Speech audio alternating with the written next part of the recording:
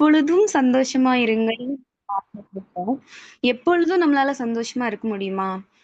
அது எப்படி முடியும்? ஆனா வசனம் தெளிவாக சொல்லுது, கர்த்தருக்குள் எப்பொழுதும் சந்தோஷமா இருங்கள். சந்தோஷமா இருக்கிறது தான் நம்மளுடைய பலன் அப்படின்னு வேத வசனம் தெளிவாக சொல்லுது. நம்ம இன்னைக்கு தியானிக்க போகிற வசனம் என்ன தெரியுமா? நம்ம போஸ்டர்ல பார்த்தோம்ல, தேவனுடைய ஆலயம். அத வாசித்த உடனே உங்க ஒவ்வொருத்தருக்கும் என்ன மைண்ட்ல வந்துச்சுன்னு நீங்க யோசிச்சு பாருங்க. தேவனுடைய ஆலயம்னு சொன்ன உடனே எருசலேமுடைய தேவனுடைய ஆலயம் ஞாபகத்துக்கு வந்ததா? இல்லன்னா நாம போறோம்ல சர்ச் அது ஞாபகத்துக்கு வந்துச்சா? இல்ல எப்படின்னு தெரியல. பட் ஒவ்வொருத்தருக்கும் ஒவ்வொரு விதமா டக்குன்ட்டு ஒண்ணு ஒண்ணு ஞாபகத்துக்கு வந்திருக்கும். ஆனா வேதம் என்ன சொல்லுது? தேவனுடைய ஆலயம் அப்படின்னா என்னங்கிறத என்ன சொல்லுதுன்னு வாசிக்கலாமா? 1 கொரிந்தியர் 3வது அதிகாரம் 16, 17 நம்ம எல்லாருக்கும் நல்லா தெரிந்த ஒரு வசனங்கள் தான். 1 கொரிந்தியர் 3வது அதிகாரம் 16, 17 நீங்கள் தேவனுடைய ஆலயமாய் இருக்கிறீர்கள் என்றும். யார்? நாம். அப்போ தேவனுடைய ஆவி உங்களில் வாசமாய் இருக்கிறார் என்றும் அறியாதிருக்கிறீர்களா? ஒருவன் தேவனுடைய ஆலயத்தை கெடுத்தால் அவனை தேவன் கெடுப்பார். தேவனுடைய ஆலயம் பரிசுத்தமாய் இருக்கிறது. நீங்களே அந்த ஆலயம். எவ்வளோ ஒரு அழகான வசனம்ல. நீங்களே அந்த ஆலயம். ஏதோ வந்து இப்போ அம்பானிய எடுத்துக்கிட்டோம்னா, அவர் அவ்ளோ பெரிய பில்டிங்ஸ் கட்டியிருக்கிறாரு. அவருடைய வீட பார்க்கறதுக்கே அவ்ளோ பெரிய அபார்ட்மெண்ட்ஸ் அவ்ளோ பெருசா இருக்கும். ஆனா வந்து சாதாரண நம்மளுடைய சரீரத்த எதற்கு ஒப்பிட்டு சொல்லியிருக்கிறாங்க அப்படின்னா, தேவனுடைய ஆலயத்திற்கு ஒப்பிட்டு சொல்லியிருக்கிறாங்க. நம்ம யோசிச்சு பார்த்தோம் அப்படின்னா, நெறைய நேரம் யோசிப்போம். நெறைய பேருக்கு வந்து இந்த உடல் மேல ஒரு அக்கறையே இருக்காது. மனுஷங்களுக்கு ரொம்ப ஈஸியா தெரிஞ்சிரும். அவங்கள அவங்களே காயப்படுத்திப்பாங்க. இல்லன்னா ரொம்ப வந்து நினைப்பாங்க தங்கள தாங்களே. எதுக்காக இந்த வாழ்க்கை? எதுக்கு இந்த சரீரம்? அப்படின்னு தங்கள தாங்களே துன்புறுத்திப்பாங்க. அதற்கு இருக்கிற மகிமை வந்து அவங்களுக்கு புரியறதில்ல. அதே 1 கொரிந்தியர் ஆ 6வது அதிகாரத்துல பார்த்தோம் அப்படின்னா, 19வது வசனத்த நான் ரீட் பண்றேன். உங்கள் சரீரமானது நீங்கள் தேவனாலே பெற்றும், உங்களில் தங்கியும் இருக்கிற பரிசுத்த ஆவியினுடைய ஆலயமாய் இருக்கிறதென்றும், நீங்கள் உங்களுடையவர்கள் அல்லவென்றும் அறியீர்களா? கிரயத்துக்கு கொல்லப்பட்டீர்களே. ஆகையால் தேவனுக்கு உடையவைகளாகிய உங்கள் சரீரத்தினாலும், உங்கள் ஆவியினாலும் தேவனை மகிமைப்படுத்துங்கள். இதுல அந்த வசனத்துல நம்ம வாசிச்சோம்னா, தேவனுக்கு உடையவைகள் ஆகிய நெறைய நேரம் நம்ம என்ன யோசிக்கிறோம், நம்ம கிட்ட ஒரு பொருள் குடுத்துட்டாங்க அப்படின்னா, அது நமக்கு தான் சொந்தம்னு நெனச்சுக்கிட்டு, நம்ம இஷ்டத்துக்கு அத என்ன வேணா பண்ணலாம் அப்படின்னு உரிமை பாராட்டுறோம். ஆனா, இந்த சரீரம் கிரியத்துக்கு கொல்லப்பட்டதாக இருக்கிறது. இது வந்து நமக்கு உரியது அல்ல. இது தேவனுடைய ஆலயமாய் இருக்கிறது. இப்ப நெறைய பேருக்கு நெறைய பிரச்சனைகள் வருது. உடல் ரீதியா சரி, மன ரீதியா சரி, நெறைய பிரச்சனைகள் வருது. இப்போ வந்து நம்ம டிசீசஸோட நேம கேட்டாலே நம்மளுக்கு டிஃப்ரெண்டா தான் இருக்கும். எதுவுமே நம்ம அனலைஸ் பண்ற மாதிரியே இருக்காது. புதுசு புதுசான வியாதிகளை இப்ப நம்ம வந்து சுமந்துட்டு இருக்கிறோம் இந்த உலகத்துல. இதெல்லாம் காரணம் என்ன அப்படின்னா, நம்மளுடைய வாழ்வு முறை, நம்ம வந்து கடந்து வருகிற பாதைகள், இது எல்லாமும் தான் அதுக்கு காரணமாக இருக்குது. ஆனா வேதம் சொல்லுது, நாம தேவனுடைய ஆலயம்னு. அப்ப நாம நம்மளுடைய இந்த தேவனுடைய ஆலயத்தை எப்படி பாத்துக்கணும்? நம்ம நார்மலா சர்ச்சுக்கு போகும்போதே அவ்ளோ நீட்டா போகணும்னு திங்க் பண்ணுவோம். நீட்டா நல்லா குளிச்சுட்டு புது ட்ரெஸ் போட்டுட்டு இல்ல மத்த நாள் தான் ப்ரே பண்ணல அப்படின்னாலும் அந்த சண்டே சர்ச்சுக்கு போறோம் அப்படின்னா ஒரு தெளிந்த புத்தியோட இன்னைக்கு கர்த்தர் என் கூட பேசணுங்கிற ஒரு மன உறுதியோட நெறைய பேர் அப்படி இல்லாட்டினாலும் ஒரு சிலர் வந்து அந்த மனசோட போவாங்க. சண்டே மட்டும் ஒரு ஸ்பெஷலா அவங்களுக்கு அவங்க கருதுவாங்க. ஆனா யோசிச்சு பாருங்க, அது சாதாரண செங்கலும், மணலும், சிமெண்ட்டும் கலந்து கட்டுன ஒரு கட்டிடம் தான். ஆனா அதுல யார் போறாங்க அப்படின்னா, சபை. அதாவது ஜனங்கள் போறாங்க. அவங்க கூடி இருக்கும் பொழுது அதுல தேவனுடைய பிரசன்னம் வருது. சோ ஜனங்கள் கூடி இருக்கும்போது அது சபையாய் கருதப்படுது. அதுதான் தேவனுடைய ஆலயமாய் மாறுது. சாதாரண சுவர்களும், சாதாரண ஜன்னல்களும், சாதாரண கதவுகளும் தேவனுடைய ஆலயமாக கருதப்படுகிறது கிடையாது. அதுல பரிசுத்த ஆவி தங்கியிருக்கிற ஜனங்கள் ஒண்ணு கூடி அவரை மகிமைப்படுத்தும்போது, அவரை வொர்ஷிப் பண்ணும்போது அந்த இடத்துல தேவனுடைய பிரசன்னம் வருதுல்ல. சோ அததான் தேவனுடைய ஆலயமாக ஏசப்பா சொல்றாங்க. சோ நம்ம சரீரம் தேவனுடைய ஆலயமாக இருக்குது. அதை எப்படி பார்த்துக்கணும்? யாரெல்லாம் அப்படி இருந்தாங்க அப்படின்னு நம்ம ஒரு வாட்டி இன்னைக்கு ரீகால் பண்ணி பார்க்கலாம். ஏன்னா, இப்பல்லாம் நம்ம யோசிச்சு பார்த்தோம்னா, தற்கொலைகள் நெறைய ஆயிடுச்சு. எதுக்கெடுத்தாலும் தற்கொலை தான். அவங்களுக்கு கொடுத்திருக்கிற சரீரம் எப்பேர்ப்பட்டதான ஒரு கிருபையினால பெற்றிருக்கிறோங்க. எவ்வளோ ஒரு பெரிய சித்தம் அவங்களுடைய வாழ்க்கையில தேவனுடைய சித்தம் இருக்குது அப்படிங்கிறத யோசிக்காம, நெறைய பேர் என்ன பண்றாங்க அப்படின்னா, சூசைட் பண்ணிக்கிறாங்க. ஈஸியா அந்த முடிவ எடுத்துடுறாங்க. ஆனா, தேவனை அறிந்தவங்களுக்கு அது எவ்ளோ பெரிய பாவம் அப்படிங்கிறது அவங்களுக்கு தெரியும். ஏன்னா, இந்த உலகத்துல எல்லா பாவமும் மன்னிக்கப்படும். அவருடைய இரத்தத்தினால நம்ம மன்னிப்பு குடுக்குறதுக்கு அவர் போதுமானவராக இருக்கிறார். ஆனால், நம்மளுடைய சரீரத்தையே நம்ம அழிச்சுக்கிட்டோம் அப்படின்னா, கண்டிப்பா அதற்கு மட்டும் மன்னிப்பே இருக்காது. ஏன்னா, நமக்கு நமக்கு அல்லாத ஒரு பொருள் மேல இச்சையே வைக்கக்கூடாது அப்படிங்கும்போது, இது வந்து தேவனுக்கு சொந்தம்னு சொல்லிட்டாங்க. அப்படி இருக்கும்போது நாம வந்து கிரியத்துக்கு கொல்லப்பட்டவர்களாக நடக்காம, நமக்கு நாமே உரிமை உள்ளவர்களாக நெறைய நேரம் நடந்துக்கிட்டோம் அப்படின்னா, அது தேவனுக்கு பிரியமில்லாத காரியமாக இருக்குது. வேதத்துல நம்ம எடுத்துக்கிட்டோம் அப்படின்னா, தானியேல எடுத்துக்கலாம். தானியேல் 1வது அதிகாரம் 8வது வசனத்த நான் ரீட் பண்றேன். தானியேல் ராஜாவின் போஜனத்தினாலும் அவர் பானம் பண்ணும் திராட்சை ரசத்தினாலும் தன்னை தீட்டுப்படுத்தல் ஆகாது என்று தன் இருதயத்தில் தீர்மானம் பண்ணிக்கொண்டு தன்னை தீட்டுப்படுத்தாதபடி பிரதானிகளின் தலைவனிடத்தில் வேண்டிக் கொண்டான். கெஞ்சி கேட்கிறான். நான் வந்து இந்த மாதிரி தீட்டுப்படுத்த முடியாது அப்படின்னு அவனுடைய இருதயத்துல தீர்மானம் எடுக்கிறான். மேபி அவனுக்கு பெரியவங்க இருக்கிறாங்க அந்த இடத்துல. அவன் கெஞ்ச வேண்டிய ஒரு சிச்சுவேஷன் தான்.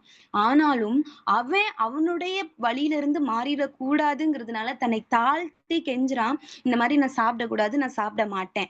இருதயத்துல தீர்மானம் எடுக்கிறத தேவன் பார்க்கிறாரு. அதே போல அவர் அவருடைய வழியில நின்னு ஜெயிச்சும் காட்டுறாரு. மற்றவங்களை காட்டிலும் அவர் அவ்வளோ ஒரு நேர்த்தியான ஒரு மனுஷனா அந்த இடத்துல விளங்குறாரு. நாம நம்மளுடைய இருதயத்துல அந்த மாதிரி உறுதியான டிசிஷன்ஸை எடுக்கும் பொழுது கண்டிப்பாக கர்த்தர் நம்ம மத்தவங்க முன்னாடி நம்மள வெட்கப்படுத்த மாட்டாருங்க. அவருக்காக நம்ம ஒரு டிசிஷனை எடுக்கிறோம்னு வச்சுக்கோங்களேன், நம்ம நினைப்போம் இவங்க என்ன சொல்லிருவாங்க, இவங்க இந்த வழியில தானே இருக்கிறாங்க, இவங்க இந்த மாதிரி நடந்துக்கிட்டேன்னா நம்மளும் அவங்க வழியிலவே போயிரலாமே, பிரச்சனை இல்லையே அப்படின்னு நிறைய நேரம் யோசிக்கிறோம். ஆனா ஒரு நிமிஷம் தானியேல போல சிந்திச்சுட்டு, இல்ல இல்ல இது தேவனுடைய தேவனுக்கு உரிய இந்த இத நான் தீட்டுப்படுத்த மாட்டேன். இது அதுல வந்து ஸ்ட்ராங்கா இருந்தாருல்ல. சோ அது தேவன் பார்த்தாருல்ல. சோ நம்மளுடைய லைஃப்லயும் உலகப்பிரமாண காரியங்களுக்கு ஏத்தாற் போல நம்ம ஒத்த வேஷம் தரிக்காமல், தனித்து நிக்கிறதுக்கு முற்படும் பொழுது, காட் நம்ம கூட செயல்பட ஆரம்பிச்சுருவாரு. கண்டிப்பா. ஏன்னா, நம்ம எடுக்கிற தீர்மானத்தை அங்கீகரிக்கிற தேவனாக நம்மளுடைய தேவன் இருக்கிறார். சிந்தைய முதற்கொண்டு அவர் வந்து கனம் பண்றாரு. இவ இப்படி யோசிச்சுட்டு இருக்கிறா என்ன குறித்து அப்படின்னு சொல்லி. அப்ப நம்மளுடைய வாழ்க்கையில நம்ம சிந்திக்கிற சிந்தை கர்த்தருக்கு ஏற்ற விதமாக இருக்கணும், தானியேல போல. சோ, ஏதாவது ஒரு டிசிஷன்ஸ வேர்ல்ட்லியா நம்ம எடுக்கணுங்கிற ஒரு சிச்சுவேஷன் வரும்பொழுது, ஒரு செகண்ட் யோசிங்க. இல்ல இத நான் பண்ண மாட்டேன். நம்ம உறுதியா வந்து அ க க கர்த்தருக்காக நிக்கலாம். கண்டிப்பா அதை வெற்றியா மாற பண்ணுகிறதற்கு அவர் போதுமானவராக இருக்கிறார். அவர தவிர நம்மளுடைய லைஃப்ல வேற யார் வேணும்? வேண்டாம்ல. அப்ப உலகத்துக்கு பயப்படாம, ஒத்த வேஷம் தரிக்காமல், தானியேலைப் போல தனித்து நிற்கணும் அப்படின்னா, கண்டிப்பாக இறுதியில அவருடைய நாமத்தை மகிமைப்படுத்துகிறவர்களாக நம்ம இருப்போம். ஏன்னா, அந்த 1 கொரிந்தியர் 6வது அதிகாரத்துல கடைசி வசனம் தெளிவாக சொல்லுது. உங்கள் சரீரத்தினாலும், உங்கள் ஆவியினாலும் தேவனை மகிமைப்படுத்துங்கள். நெறைய நேரம் நம்மளுக்கு டவுட்.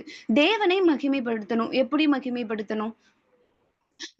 அவர் எதிர்பார்க்கிற காரியம் என்ன தெரியுமா? ஜஸ்ட் ஒரு வார்த்தையினால அவர பத்தி பேசுறது கிடையாது. நம்மளுடைய வாழ்க்கை முறை அவராக மாறுவதனால தான் அவருடைய நாமம் மகிமைப்படும்.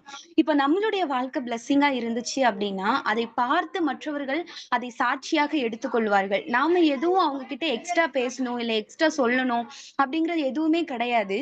நம்மளுடைய வாழ்க்கை முறையை அவர்கள் பார்க்கும் பொழுது, அதுல தேவனை பார்க்கிறவர்களாக அவங்க மாறுவாங்க. சோ நம்மளுடைய சரீரத்தினாலும், நம்மளுடைய ஆவியினாலும் தேவனுடைய நாமத்தை மகிமைப்படுத்துகிறவர்களாக நாம இருக்கணும். சரி இப்படி யோசிக்கலாம். சப்போஸ் நம்ம ஒழுங்கா சாப்பிடாம என்ன யோசிக்கிறோம்? உபவாசம் இருக்கிறோம். உபவாசம் இருக்கிறது தேவனுக்கு பிரியமான காரியங்கள்ல இருக்க மாட்றோம். நெறைய நேரம் நம்மளுடைய சிந்தை வேற விதமாக இருக்குது. ஆனா ஃபாஸ்டிங் சாப்பிடாம இருக்கிறோம். ஆனா அந்த ஃபாஸ்டிங்ல இருக்கும் பொழுது நம்மளுடைய இருதயத்துல தேவ பிரசன்னம் இருக்குதா? நெறைய நேரம் கொஸ்டின். உபவாசம் இருந்து ஜெபிக்கலாம் அப்படின்னு சொல்லி தீர்மானம் எடுப்போம். ஆனா பிரேயர்ல அதுல நம்ம இருக்கிறது கிடையாது. வேத வாசிப்புல இருக்கிறது கிடையாது. அந்த உபவாசத்துல இருக்கும் பொழுதும் கூட, சரி ஓகே உபவாசம் இருக்கிறோம்ல அப்படின்னு அதிலேயே சாட்டிஸ்ஃபைட் ஆகிறோமே தவிர, அது வந்து ஜஸ்ட் ஒரு இனிஷியல் ஸ்டேஜ் தான். உபவாசம்ங்கிறது ஒரு இனிஷியல். ஆனா அது வந்து ஃபுல்லா கம்ப்ளீட் ஆகணும் அப்படின்னா, அதுல பிரேயர் நிறைஞ்சிருக்கணும். அதுல வந்து வேத வாசிப்பு நிறைஞ்சிருக்கணும். Two way communication. நம்ம ஏசப்பா கிட்ட பேசணும். ஏசப்பா நம்ம கிட்ட பேசணும். இது எல்லாமே அந்த உபவாசத்துல அடங்கும். ஆனா ஜஸ்ட் நம்ம ஃபாஸ்டிங் இருக்கணும் அப்டின்ட்டு இருந்துடுறோம். அது வந்து நம்ம எதிர்பார்க்கிற விதமா அது அமையாது. அது எவ்ளோ ஒரு பக்க விளைவுகள ஏற்படுத்தும் அப்டின்னா, நார்மலா ஒருத்தவங்க சாப்பிடாம இருக்கிறதுக்கும், உபவாசம் இருக்கிறேன்னு சொல்லிட்டு, அதை சரியான முறையில நம்ம நடைமுறைப்படுத்தாம இருக்கிறதுலயும் பெரிய பக்க விளைவுகள் நம்மளுக்கு ஏற்படும். அப்ப நம்ம சரீரத்த கண்டிப்பா அது பாதிக்கும். அப்படி நம்ம உபவாசம் இருக்கணும் அப்டின்னா, தேவ பிரசன்னத்தினால நிறைந்தவர்களாக இருக்கணும். ஏதோ பேருக்காக நம்ம உபவாசம் இருக்கவே கூடாது.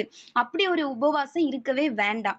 இருக்கணும் அப்படின்னா, தேவ பிரசன்னத்துல நிறைஞ்சு அவருடைய சமூகத்துல தங்கி இருக்கிற ஒரு உபவாசம் தான் நம்மளுடைய வாழ்க்கையில வேணும். ஆனா நார்மலா நெறைய இப்ப ஐடில வொர்க் பண்றவங்களா இருக்கட்டும், இல்ல டெய்லி வொர்க் பண்றவங்க இருக்கட்டும், தங்களுடைய சரீரத்த ஒரு பொருட்படுத்துறதே கிடையாது. ரொம்ப அ அலட்சியமாக நடத்துறோம்ல. கரெக்ட் டைம்க்கு சாப்பிடுறது இல்ல. கரெக்ட் டைம்க்கு ஷிஃப்ட் டைம் மாறும். ஓகே. ஆனா எல்லாத்தையுமே கரெக்ட்டான ஒரு இடத்தில் ஒரு ஒரு கரெக்ட்டா கொண்டு போணுங்கிறதுக்கு ஞானத்த கர்த்தர் குடுத்திருக்கிறார்ல. அதுக்கு தானே பகுத்தறிவு குடுத்திருக்கிறாரு. எத எந்த நேரத்துல பண்ணணும், எத எந்த நேரத்துல பண்ணக்கூடாதுன்னு சொல்லிட்டு.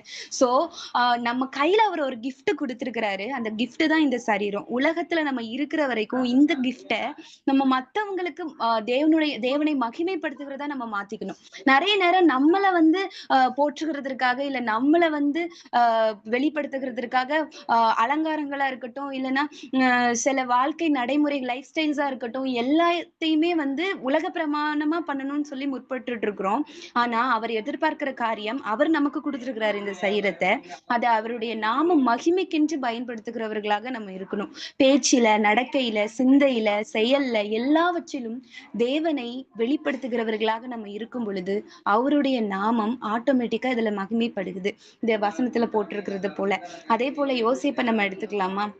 போத்திபாரின் மனைவியின் மூலம் ஒரு பாவம் அதுல உண்டாக போகுதுன்னு தெரியும்போது அவர் சொல்லுகிற ஒரு வார்த்தை, தேவனுக்கு விரோதமாக பாவம் செய்வது எப்படி? அப்போ அவருடைய இருதயத்துல அவருடைய பாடிய அவர் எந்த இடத்துல வச்சிருக்கிறாரு பாருங்க. இந்த சரீரம் தேவனுக்குரியது. அந்த சிந்தை கூட அவருடையது. அப்படியா இருக்கும் பொழுது நான் தேவனுக்கு விரோதமா பாவம் செய்வது எப்படின்னு சொல்லிட்டு அந்த இடத்துல யோசிக்கிறாருல்ல. அப்ப அவரை எவ்ளோ பெருசா தேவன் நெனச்சிருப்பாருல்ல. அவர் அந்த செகண்ட் அந்த கேள்விய கேட்கும்போது தேவனுடைய இருதயம் எப்படி மகிழ்ந்திருக்கும்? இன்னைக்கு நம்மள குறித்து தேவன் மகிழ்ந்துட்டு இருக்கிறாரா? இல்லையே. ஷில்பா ஸ்டார்ட்டிங்ல ஒரு சாங் பண்ணாங்கல்ல, எப்பொழுதும் சந்தோஷமா இருங்கள். நீதிமொழிகள் 17வது அதிகாரம் 22வது வசனத்துல ஒரு அழகான வசனம் இருக்குது. மன மகிழ்ச்சி நல்ல ஔஷதம். நெறைய டேப்லெட் சாப்பிடுறாங்க, நெறைய மருந்து எடுத்துக்கிறாங்க. ஆனா, மன மகிழ்ச்சி தான் நம்மளுடைய சரீரத்துக்கு ஔஷதமாக இருக்கிறது. அப்போ இன்னொரு வசனம் சொல்லும், "மன மகிழ்ச்சி முக மலர்ச்சியை தரும்" அப்படின்னு சொல்லி. புற அலங்காரங்கள் நெறைய நேரம் நம்ம பண்ணிட்டு இருக்கிறோம். அந்த அலங்காரத்தில் கூட கிடைக்காத ஒரு ஒரு ஒரு மகிமை, ஒரு தேவ ஒரு ஒரு பிரசன்னம் நம்மளுடைய இருதயத்துல தேவனுடைய வார்த்தை இருக்கும் பொழுது, அவருடைய வெளிச்சம் இருக்கும் பொழுது, நம்மளுடைய சரீரம் ஆட்டோமேட்டிக்கா பிரதிபலிக்க ஆரம்பிக்குது. ஈஸியா சொல்லுவாங்க. இவங்க உங்கள பார்க்கும்பொழுது சந்தோஷமா இருக்குதுங்க. நீங்க எப்படி இவ்வளவு சந்தோஷமா இருக்கிறீங்கன்னு கேட்பாங்க. நம்மளுக்கு மட்டும் தாங்க அந்த சீக்ரெட் தெரியும். தேவனுடைய சமூகத்துல தரித்திருந்து எந்திச்சு போய் பாருங்க. கண்டிப்பா நம்ம பிரதிபலிக்க ஆரம்பிச்சுருவோம். பிரகாசிக்க ஆரம்பிச்சுருவோம். அதே போல பிரகாசித்த ஒரு நபரை நம்ம எல்லாருக்குமே தெரியும்ல. மோசே. கண்டிப்பா. அவரு வந்து மலையில தங்கி இருந்து தேவனுடைய சமூகத்துல அவ்ளோ நேரம் அவருக்கு முன்பாக இருந்துட்டு இறங்கி வருவாரு. உங்களுடைய முகத்தை எங்களால காண முடியல. தயவு செய்து முக்காடிட்டுக் கொள்ளுங்கன்னு ஜனங்கள் கேட்பாங்க. அவர் முக்காடு போட்டுப்பாரு. அப்ப அவருடைய பிரசன்னம் இவருடைய முகத்துல இருக்கும் பொழுது அது பிரதிபலிக்க ஆரம்பிக்குது. அப்ப அது எவ்ளோ பெரிய ஒரு பிரகாசமாக உள்ளதா இருந்திருக்கும்ல. இன்னைக்கு நாம எக்ஸ்பெக்ட் பண்ற ஒரு ஆசையும் அதுவாகத்தான் இருக்கணும். ஏசப்பா, நான் வந்து பிரகாசிக்கணும். அந்த பிரகாசம் உங்களிடத்திலிருந்து நான் பெற்றுக்கொண்டு பிரகாசிக்கிற ஒரு பிரகாசமாக இருக்கணும் ஏசப்பா, அப்படின்னு நம்ம கேட்கலாம். ஒவ்வொரு விஷயத்தையும் ஆசைப்பட்டு கேட்போங்க. ஏசப்பா, எனக்கு நல்ல கை கால தந்திருக்கிறீங்கப்பா. அதை வைத்து நான் உங்களுக்கு எப்படிலாம் உங்களுக்காக நான் செய்யணுமோ, அதை நான் செஞ்சு உங்க நாமத்தை நான் மகிமைப்படுத்தணும் ஏசப்பா. எனக்கு நல்ல ஒரு பேசுகிறதற்கு வாயை கொடுத்திருக்கிறீங்க, நாவை கொடுத்திருக்கிறீங்க, வார்த்தைகளை கொடுத்திருக்கிறீங்கப்பா. அதன் மூலம் உங்களுடைய நாமத்தை நான் மகிமைப்படுத்தணும்ப்பான்னு நம்ம கேட்கலாம். சிந்தையில யோசிக்கிறதற்கு அறிவை குடுத்திருக்கிறீங்கப்பா. உங்களுடைய அறிவை நான் யோசிக்கிறவளாக இருக்கணும். என்னுடைய அறிவை நான் மட்டுப்படுத்தி, அதை அப்படியே மழுங்க பண்ணுகிறவர்களாக நாங்க இருக்கக்கூடாது ஏசப்பா அப்படின்னு நம்ம டெய்லி டெய்லி கேட்கும் பொழுது, அவர் நினைப்பாரு, என் பிள்ளை நான் குடுத்த கிஃப்ட்ட எவ்வளோ பெரிய ஒரு ஒரு கனப்படுத்துகிறா அப்படின்னு சொல்லிட்டு. நெறைய பேர் தங்கள தாங்களே காயப்படுத்திக்கிறாங்க. என்னங்க ரைட்ஸ் இருக்கு அப்படி காயப்படுத்திக்கிறதுக்கு? அப்படின்னு நம்மள கேட்டுப்போம். ஏன்னா நமக்கு தெரியும் இது தேவனுடைய ஆலயம் அப்படின்னு. சாதாரண ஜனங்களுக்கு தெரியறது இல்ல, தேவனை அறியாதவர்களுக்கு புரியறது இல்ல. அவங்க நெனச்ச உடனே எடுக்கிற காரியம் தங்கள தாங்களே காயப்படுத்திக்கணும். அதுல ஒரு சாட்டிஸ்ஃபேக்ஷன் கிடைச்சிரணும். இல்ல தங்களை தாங்களே அழித்திரணும். அவ்வளவுதான். முடிஞ்சு போச்சு. இது வேண்டாம் அப்படின்னு சொல்லிட்டு. ஆனா இதற்கு பின்னாடி இருக்கிற நோக்கம் எவ்வளவு பெரிதாக இருக்கிறது. நம்ம அதே போல பைபிள்ல ஒரு எக்ஸாம்பிள் எடுக்கலாமா? யார் எடுக்கலாம்? எல்லாருக்குமே தெரியும் சிம்சோன். சிம்சோன் எடுத்துக்கிட்டோம்னா, அவ்ளோ பெரிய பராக்கிரமசாலி சிம்சோன். ஆனா ஒரு சின்ன விஷயத்துல விழுந்துடுறாரு. தடுமாறிடுறாரு. அவருடைய மகிமையும், அவரிடத்துல இருந்த தேவனுடைய பிரசன்னமும் விலகி போயிருது. எவ்வளவு ஒரு பெரிய ஒரு கஷ்டமான தருணம்ல அது. யோசிச்சு பாருங்களேன். பரிசுத்த ஆவி ஒருத்தர் இடத்துல இருக்கணும் அப்படின்னா, நம்ம எவ்வளவு பரிசுத்தமாக இருக்கணும். ஆனா சிம்சோன் ஒரு சின்ன இடத்துல அதை மிஸ் பண்ணிட்டாரு. அவளுடைய மகிமையை அவர் இழந்துட்டாரு. நம்மளுடைய வாழ்க்கையில அனுதினமும் நம்ம அப்படிதான் இழந்துட்டு இருக்கிறோம். பரிசுத்த ஆவி ரெடியா இருக்கிறாரு நம்மள போதித்து நடத்துகிறதற்கு. எல்லாவற்றையும் நம்மளுக்கு வெளிப்படுத்தி நடத்துகிறதற்கு அவர் போதுமானவர். ஆனா அவருக்கு இடம் கொடுக்கிறதுக்கு நம்மளுடைய சரீரம் தகுந்ததாக இருக்கிறதா? இல்ல.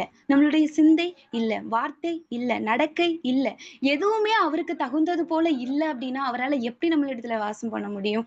அவர் சொல்லிட்டாரு, ஜஸ்ட் நம்ம வந்து ஒரு கருவிதான். நாம வந்து ஒரு பாத்திரம் தான்.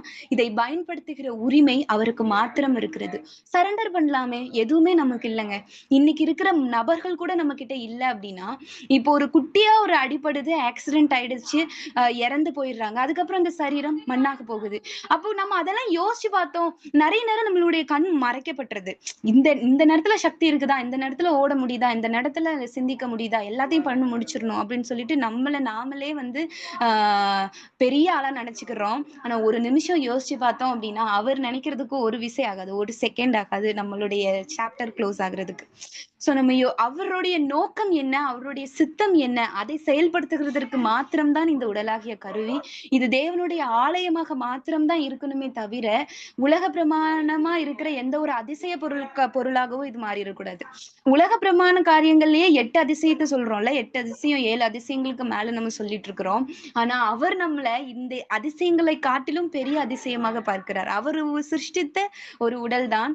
ஆனா ஆனா மற்றவங்க நம்மள பார்க்கிற பார்வைக்கும் அவர் நம்மை பார்க்கிற பார்வைக்கும் வித்தியாசம் நிறைய இருக்குது.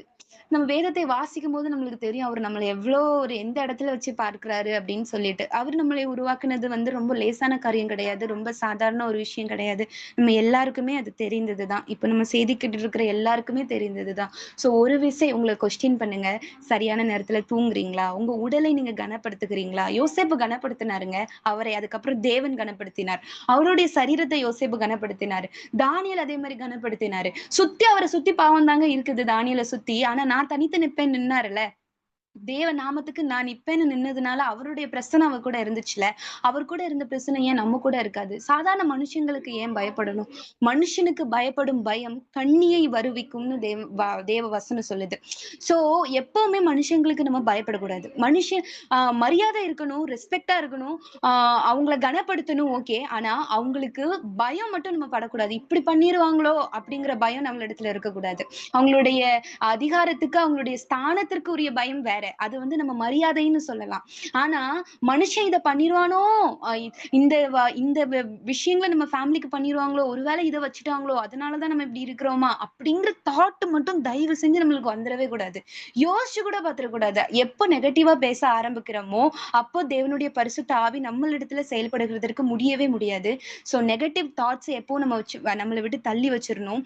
தேவனுடைய ஆலயமாக நம்ம மாறும் பொழுது அவருடைய ஆவி நம்மளிடத்துல பிரவேசிக்கும். நமக்கு போதித்து நடத்தும். அப்ப கண்டிப்பாக மற்றவர்களுக்கு மகிமையாக நம்ம மாறுவோம். மரியாதை எடுத்துக்கலாம். நேத்து வந்து வியாழக்கிழமை வந்து ஆண்ட்ரூ அண்ணா மெசேஜ் குடுத்திருந்தாங்க. கிருபை பெற்றவளே, கிருபையை பெற்றவளே. சோ அவங்க கிருபை பெற்றவர்களாக இருந்தோம். இப்ப நம்மளும் எல்லாருமே கிருபை பெற்றவர்களாக இருக்கிறோம். சோ மரியாள் வந்து பரிசுத்தமாக இருந்தாங்க. அவங்களிடத்துல பரிசுத்த ஆவி வெளிப்பட்டுச்சு. ஏசப்பா அவங்க மூலியமா இந்த உலகத்துக்கு வந்தாங்க. சோ நம்மளுடைய லைஃப்ல நாமளும் அன்னைக்கு அவங்க சொன்னது போலதான் ஜீசஸ வெளிப்படுத்தணும் அப்படின்னா நம்மளுடைய இந்த சரீரம் தேவனுடைய ஆலயமாக மாறினால் ஒழிய மாறாவிட்டால் ஒழிய நம்மளால எதுவுமே பண்ண முடியாது. சோ நம்ம யோசிக்கிற சிந்தையை அவருக்கு பிரியமானதாக மாற்றலாம். நம்மளுடைய செய்கையை அவருக்கு பிரியமானதாக மாற்றலாம். ஒவ்வொரு காரியத்தையும் பண்ணும் பொழுதுதான் அவருடைய மகிமை நம்மளிடத்துல வெளிப்படுகிறதாக இருக்கிறது. இன்னொரு வசனத்தை நம்ம ரீட் பண்ணலாம். 1 பேதுரு 1வது அதிகாரம் 15, 16. 1 பேதுரு 1வது அதிகாரம் 15 to 16 நான் ரீட் பண்றேன். உங்களை அழைத்தவர் பரிசுத்தராய் இருக்கிறது போல, நீங்களும் உங்கள் நடக்கைகள் எல்லாவற்றிலும் பரிசுத்தராய் இருங்கள். நான் பரிசுத்தர், ஆகையால் நீங்களும் பரிசுத்தராய் இருங்கள் என்று எழுதியிருக்கிறதே. அப்ப அவரு எப்படி இருக்கிறாரோ அப்படித்தானே நாமளும் இருக்கணும். நம்ம தனியான ஒரு விஷயத்துல யோசிச்சு நடந்துட்டோம் அப்படின்னா, அவருக்கு பாத்திரமாக நம்மளால இருக்க முடியாது. நாம ஒரு விஷயத்த போட்டுட்டு ஒரு பிளான போட்டு வச்சிருந்தோம் அப்படின்னா, அவருடைய பிளான் நம்மளுடைய வாழ்க்கையில செயல்படாது. சோ ஒண்ணே ஒண்ணு மட்டும் நம்ம பண்ணலாம். ஒரே ஒண்ணு மட்டும் நம்மளுடைய மனசுல இருக்க வேண்டியது என்னன்னா, இந்த உலகத்துல நமக்குன்னு எதுவுமே கிடையாது. இந்த உலகத்துல நமக்கு சொந்தம்ங்கிறது எதுவுமே கிடையாது. அது நம் நம்மளையும் சேர்த்துதான். நம்மளுடைய சரீரத்தையும் சேர்த்துதான். இந்த சிந்தை நம்மளிடத்துல எப்ப வருதோ, அப்ப ஆட்டோமேட்டிக்கா எந்த ஒரு இச்சையும் நம்மளை மேற்கொள்ளாது. இது என்ன சாதாரணம் அப்படின்னு நினைச்சிருவோம். சாதாரணமா அத பார்க்க ஆரம்பிச்சுருவோம். தேவனுக்கு முன்பாக இதெல்லாம் ஒரு பெரிய விஷயமா? அவருக்கு முன்பாக இதெல்லாம் ஒரு பெரிய விஷயமா? அப்படிங்கிற ஒரு தாட் நம்மளுடைய இருதயத்துல வரணும்ல. அந்த இச்சை எல்லாம் மாறணும்ல. அது மாறணும் அப்படின்னா, பரிசுத்த ஆவி நம்மளிடத்துல நிரம்பி இருக்கணும். அப்ப நிரம்பி இருந்தாதான் நம்மளால அவர் எதிர்பார்க்கிற மாரி யோசிக்க கூட முடியும். எப்போ நம்மளுடைய செய்கை தப்பா மாறுதோ, சிந்தை தப்பா மாறும்போது. அப்போ சிந்தையே கரெக்ட்டா இருக்கணும் அப்டின்னா, அவருடைய வழிநடத்துதல் நம்மளிடத்துல இருக்கணும். காணப்படணும். அப்ப அவரே இருக்கணும் அப்டின்னா, நம்மளுடைய இந்த ஆலயம் எவ்ளோ பரிசுத்தமாக இருக்கணும். அவரு வாங்கிட்டாருல்ல, விலை கொடுத்து வாங்கிட்டாருல்ல. இப்போ ஒரு வாடகை வீட்ல இருக்கிறோம். அவங்களுக்கு பிரியமான காரியம் ஒண்ணுமே பண்ண முடியாது. ஒரு பெயிண்டிங் கூட பண்ண முடியாது. ஒரு ஆணி கூட அறைய முடியாது. ஏன்னா, ஓனர் வேற ஒருத்தரு. அப்போ நம்மளுடைய இந்த சரீரத்த நெனச்சு பாருங்க. ஓனர் யாருன்னா தேவன். அவரா இருக்கிறாரு. நம்மளுக்கு தான் எந்த உரிமையும் கிடையாது. அப்புறம் எந்த உரிமையில நம்ம இதெல்லாம் பண்ணிட்டு இருக்கிறோம்? எந்த உரிமையில தப்பா யோசிக்கிறோம்? எந்த உரிமையில சரியா சாப்பிடாம இருக்கிறோம்? எந்த உரிமையில சரியா தூங்காம இருக்கிறோம்? எந்த உரிமையில நம்மள நாமளே ஏளனமா பார்க்கிறோம்? நம்மளுக்கு என்ன ரைட்ஸ் இருக்கு? ரைட்ஸே இல்லங்க. ஓனர் அவராக இருக்கிறாரு. சோ நம்ம சரண்டர் பண்றத தவிர வேற எதுவுமே கிடையாது. ஒரு ஒரு ஒரு ஒரு நாட்டு அரசர் இன்னொரு நாட்டுக்கு போய் யுத்தம் பண்றாரு அப்படின்னா, அவர் ஜெயிக்கும் பொழுது அந்த நாடு முழுவதும் அவருக்கு சொந்தமாகிறது. அப்போ அவர் வைக்கிறது தான் சட்டமாக இருக்கும். அவர் நடத்துகிறது தான் நீதியாக இருக்கும். நம்மளுடைய தேவன் நீதியும் நியாயமும் உள்ள தேவன். அப்போ அவரிடத்துல சரண்டர் பண்றதுக்கு நம்ம யோசிக்கலாமா? யோசிக்கவே கூடாது. ஏன்னா இந்த சரீரம் அவருடைய ஆலயமா இருக்கிறது. யோசிக்காம அவர்கிட்ட எல்லாத்தையும் சரண்டர் பண்ணிரலாம். அதினதின் காலத்தில் நேர்த்தியாய் நடத்துகிறதற்கு அவர் போதுமானவராக இருக்கிறார். நம்ம யோசிப்போம். இப்படிலாம் சரண்டர் பண்ணிட்டு அவங்கலாம் கொண்டாடுறாங்க. அவங்கலாம் பாட்டு பாடுறாங்க. அவங்கலாம் அந்த இடத்துக்கு போறாங்க, டான்ஸ் பண்றாங்க, கொண்டாடுறாங்க. ஏன் நான் பண்ணக்கூடாது? அப்படின்னு யோசிக்கிறோம். ஆனா, தே ஒரு நிமிஷம் யோசிச்சு பாருங்க. தேவனுடைய இடத்துல இருந்து நம்ம யோசிச்சு அந்த நீதியையும், நியாயத்தையும் இந்த அற்ப சரீரத்தை கொண்டு நம்ம செய்ய முற்படும் பொழுது, அதனுடைய மகிமை அவ்வளோ பெரிதாக இருக்கிறது. அது உலக பிரமாணமான காரியங்கள் எல்லாமே டெம்பரவரி. ஓகே. டெம்பரவரியா இருக்கும். எல்லாமே இங்க ஜஸ்ட் நவ் அவ்வளவுதான். ஜஸ்ட் ஃபார் நவ் அவ்வளவுதான். ஆனா நிரந்தரமான ஒரு மகிமை வெளிப்படுத்துகிறவர்களாக நம்ம இருக்கணும். அந்த பிரகாசத்தை உடையவர்களாக இருக்கணும் அப்படின்னா, அதற்கு வேற எந்த ஒரு சாய்ஸுமே கிடையாது. ஒரே ஒரு வழி என்ன அப்படின்னா, அது அவர் மாத்திரம் தான். அவர் நம்மளிடத்துல இருக்கணும் அப்படின்னா, இந்த தேவனுடைய ஆலயம், அதாவது நம்மளுடைய சரீரம் அவருக்கு பிரியமானதாக இருக்கணும். ஒண்ணே ஒண்ணு மட்டும் நம்ம மைண்ட்ல ஃபிக்ஸ் பண்ணிக்கலாம். நாம நமக்கானவர்கள் அல்ல. நீங்கள் உங்களுக்கானவர்கள் அல்ல. கிரயத்துக்கு கொல்லப்பட்டோம். இது தேவனுடைய ஆலயமா இருக்கிறது. அது அவருக்கு ஏற்ற விதமாய் செயல்படுத்துகிறதற்கு நம்ம ஞானத்த கேட்கணும். நான் பேசுறேன், நான் பார்க்கிறேன், நான் கேட்கிறேன், நான் நடக்கிறேன், நான் செய்றேன், ஓடுறேன், நடக்கிறேன், இது எல்லாமே பண்றேன் அப்படின்னா, அது எல்லாமே அவருடைய நாம மகிமைக்கென்று செய்கிறதற்கு நம்ம யோசிக்கும் பொழுது அவருடைய இருதயம் அவ்வளவாய் மகிழ்கிறது. உன்னிலே நான் மகிமைப்படுவேன்னு சொல்றாருங்க. எப்படிங்க மகிமைப்பட முடியும்? அப்ப என்னில் அவர் மகிமைப்படணும் அப்படின்னா என்னில் இருக்கிற ஒவ்வொரு காரியமும் அவருக்கு பிரியமானதாக இருக்கணும். அப்படி இருந்தாதான் அவர் மகிமைப்பட முடியும். சோ ஈஸியா நம்ம மத்தவங்க கிட்ட போயிட்டு அவர் நல்லவருங்க, அவர் அன்பை ருசிச்சு பாருங்கங்க, இது பண்ணுங்கங்க, அது பண்ணுங்கங்கன்னு நம்ம சொல்றதை காட்டிலும் நாம அதுவா வாழ்ந்து காட்டும் பொழுது, இல்ல வாழும் பொழுது அதனுடைய விடை இல்ல அதனுடைய பலன் வேற லெவல்ல இருக்கும். அது நம்ம எக்ஸ்பெக்ட் பண்ற விதத்துல இருக்காது. வார்த்தையில் மட்டும் கிடையாது. நம்ம செய்கையிலே அவரை மகிமைப்படுத்துகிறவராக மாறுவோம். அவர் கொடுத்த இந்த கிஃப்ட்ங்க பெரிய கிஃப்ட். இதுதான் எந்த ஒரு ரீப்ளேஸ்மெண்ட்டும் பண்ண முடியாத ஒரு கிஃப்ட். சோ இதுல அவர் வாசம் பண்ணுகிறதற்கு தகுந்த விதமாய் அனுதினமும் மாற்றுங்க. லேட்டா தூங்குறீங்களா? இன்னைக்கு சீக்கிரம் தூங்குங்க. சரியா சாப்பிட மாட்டீங்களா? கரெக்ட் டைம்க்கு சாப்பிடுங்க. ஏன் லேட்டா சாப்பிடுறீங்க? லேட்டா சாப்பிடுறது கூட பாவம்னு நினைச்சு நம்ம இனிமேல் டிசைட் பண்ணலாம். இந்த டைம்க்கு சாப்பிடணும்னா, அந்த டைம்ல சாப்பிட்றணும். இதுதான் சாப்பிடணும்னா, அதுதான் சாப்பிடணும். எக்ஸ்ட்ரீமா இத எடுத்துக்க கூடாதுன்னா வேண்டாம். ஏன்? ஏன்னா இது தேவனுடைய ஆலயம். இது தப்பா யோசிக்கிறாங்க. இந்த மாதிரி சிந்தை கூட நான் பண்ண மாட்டேன். ஏன் பண்ண மாட்டேன்? ஏன்னா இது தேவனுடைய ஆலயம். இந்த காரியத்த நான் செய்ய மாட்டேன். இந்த இடத்துக்கு நான் போமாட்டேன். ஏன்னா இது தேவனுடைய ஆலயம். நான் அது வந்து மிஸ்யூஸ் பண்ண மாட்டேன். அப்படின்னு நம்ம நினைக்கும் பொழுது, ஒவ்வொரு காரியத்தையும் கனப்படுத்த அவர் போதுமானவராக இருக்கிறார். அவர் நடத்துகிறதற்கு வல்லவராக இருக்கிறார். சோ எடுக்கிற ஒவ்வொரு டிசிஷன்ஸையும் அவருக்கு பிரியமானதாக நீங்க மாற்றிக்கொள்ளுங்க. உபவாசத்தை அவருக்கு மகிமையாக மாற்றுங்க. நான் ஜஸ்ட் எல்லாரும் இருக்கிறாங்க, நானும் இருக்கிறேன் அப்படின்னு இல்லாம ஒரு பொருத்தனையோட அந்த உபவாசத்தை இருக்கலாம். நான் இன்னைக்கு இருக்கிறேன்னா அந்த உபவாசத்துல அவருடைய பிரசன்னம் என்னிடத்தில் முழுமையாய் விளங்கணும். அவருடைய வார்த்தை வெளிப்படாமல் இருந்தால் ஒழிய நான் எந்திக்க மாட்டேன். அப்படிங்கிற ஒரு டிசிஷனோட நம்ம உபவாசம் இருந்தோம் அப்படின்னா அந்த ஸ்தானத்தை விட்டு அந்த சமூகத்தை விட்டு எழும்பி வரும் பொழுது நம்ம கிட்ட ஏற்படுகிற அந்த உணர்வு, அந்த பிரகாசம் எது கூட ஈக்குவல் ஆகாது. இப்ப நிறைய ப்ராடக்ட்ஸ் நம்ம உலகத்துல இருக்கிற ப்ராடக்ட்ஸ பார்க்கலாம். இது வந்து என்ஹான்ஸ் பண்ணும் உங்கள அப்படிங்கிற மாதிரி நம்ம நிறைய கேள்விப்பட்டிருப்போம். ஆனா கர்த்தருடைய சமூகத்துல நாம பெற்றுக்கொள்கிற அந்த என்ஹான்ஸ்மென்ட் வேற எதுலயுமே கிடைக்காதுல்ல.